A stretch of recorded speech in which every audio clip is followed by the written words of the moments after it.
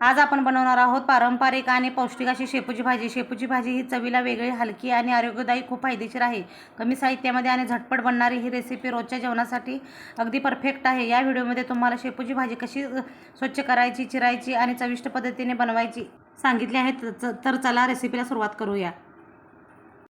आज मी शेपूची भाजी करणार आहे। तर ही बघा, मी हिरवीगार ताजी अशी शेपूची भाजी आणलेली आहे। हा देशी शेपू आहे।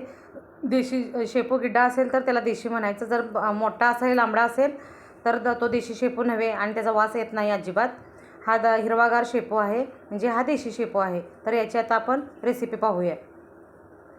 मी प्रथम एकदम शेपूची भाजी बारीक चिरून बघा, अशा प्रकारे मी शेपू एकदम बारीक चिरून घेतलेला आहे आणि लसूण पण फोडणीसाठी मी आता सोलून ठेवलेला आहे। तर आता चला आपण भाजी कशी करायची ती पाहू। तर आता आपण या भाजीला स्वच्छ नळाखाली धुवून घेऊया। आपल्याला 2 ते 3 वेळा भाजी स्वच्छ धुवून घ्यायची आहे। जरा भाजीत माती आहे त्यामुळे ते सगळी राहा खाली राहते।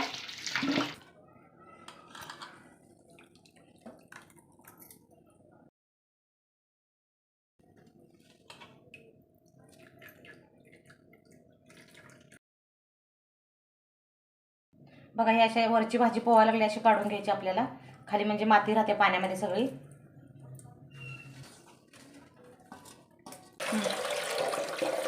बघा, अशा प्रकारे मी 2 ते 3 वेळा भाजी स्वच्छ धुवून घेतलेली आहे।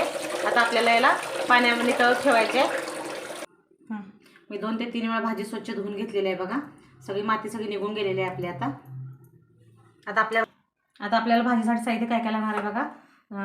फोडणीसाठी आपल्याला मिरची लागणार आहे। 2 मिरच्या घेतलेल्या आहेत मी।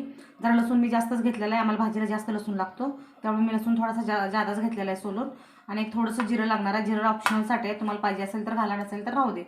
मटकी डाळ घेतलेली आहे बघा मी। एक 10 मिनटं मी ही डाळ भिजवून ठेवलेली आहे। आणि त्यासाठी तुम्ही कोणती पण डाळ वापरू शकता। मटकीची डाळ वापरायची असं काही नाही, मसूरची पण डाळ वापरू शकताय, मुगाची पण वापरू शकताय किंवा शेंगदाणे वापरू शकताय तुम्ही। आता आपण भाजी फोडणी टाकायला घेऊया। आता आपल्याला लसूण हा चेचून घ्यायचा आहे।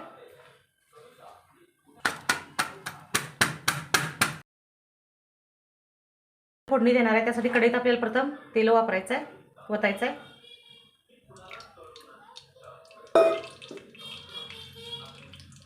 प्रथम मी मिरच्या घालणार आहे।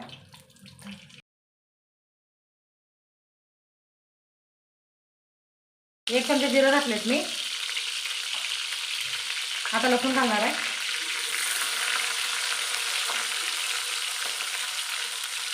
चवीनुसार मीठ घालायचं आपल्याला। भाजी शिजून जाणार होते त्यामुळे मीठ थोडं घालायचं। आपल्याला भाजी दिसताना जास्त दिसते, आपण शिजल्यानंतर एकदम कमी होते भाजी, त्यामुळे मीठ एकदम कमी वापरायचं। सगळं पाणी तळायला आहे बघा। आता आपल्याला भाजी घालायची यामध्ये।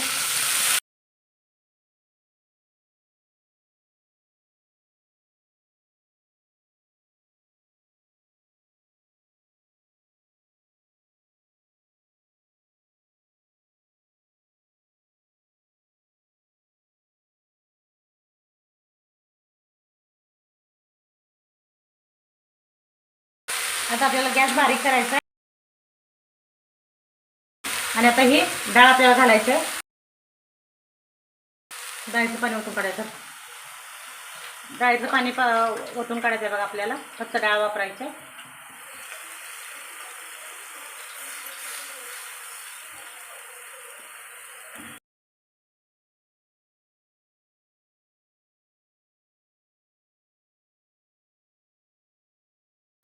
आता आपल्याला भाजी 5 ते 10 मिनिटं शिजू द्यायची आहे। थोडंसं आपल्याला यामध्ये शेंगदाण्याचं कूट पण वापरायचं आहे, मोठं शेंगदाण्याचं कूट वापरायचं आहे आपल्याला।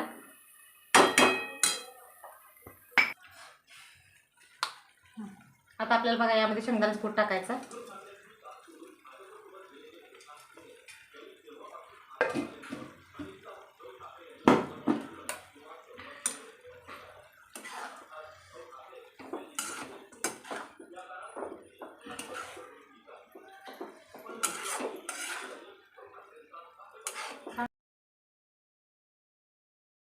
भाजी 5 मिनिटं शिजू द्यायची। मंद आचेवर शिजवायची भाजी, पाणी अजिबात घालायचं नाही यामध्ये। आता बिन पाणी घालता शिजवायचे। आपल्या भाजीला शिजायला टाकून 5 मिनिटं झालेले आहेत। तर आपली बघू शेपूची भाजी कशी तयार झालेली आहे ते।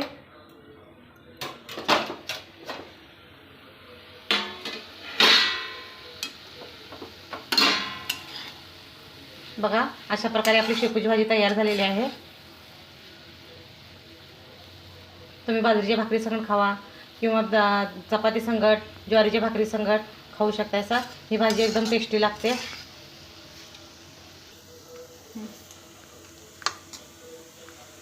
आता बघूया आपण ट्राय करून भाजी कशी झालेली आहे. मी आता भाकरीवर भाजी घेतलेली आहे बघा.